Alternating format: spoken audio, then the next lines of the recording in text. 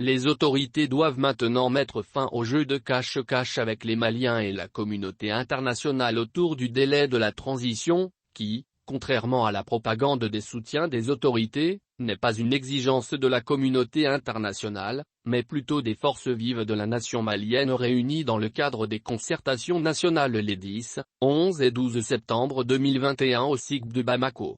Nous le savons et le voyons que tout est en train d'être mis en œuvre pour prolonger la durée de la transition.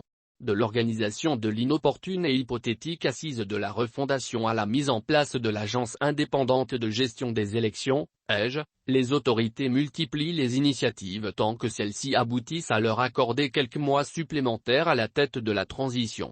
Seulement voilà, la junte et leurs acolytes de M5RFP ont péché dès les premières heures en opposant les Maliens, en catégorisant les Maliens, appelant pompeusement les militants du M5RFP les patriotes, les dignes fils du pays et la majorité silencieuse, les apatrides.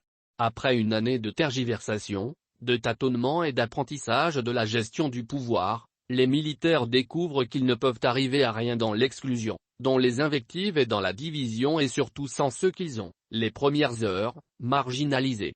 Face aux pressions de plus en plus croissantes de la classe politique, de la société civile, d'une part, de la communauté internationale, d'autre part, la junte, aujourd'hui à travers le colonel Assimi Goïta, prône l'inclusivité.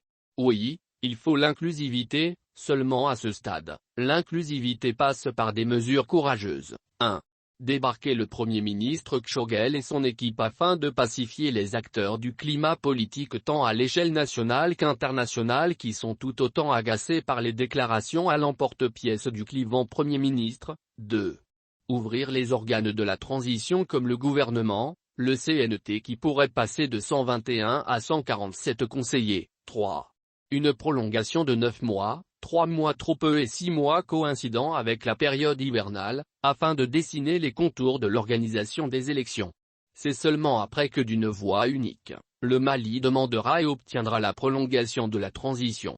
Il sera dès lors envisageable dans une démarche commune d'organiser l'élection présidentielle pour laisser place à un président de la République légal et légitime qui aura la lourde mission de mettre tous les Maliens ensemble afin de faire face à la crise sécuritaire, d'engager les réformes politiques et institutionnelles, bref de consacrer le Mali dans le concert des nations.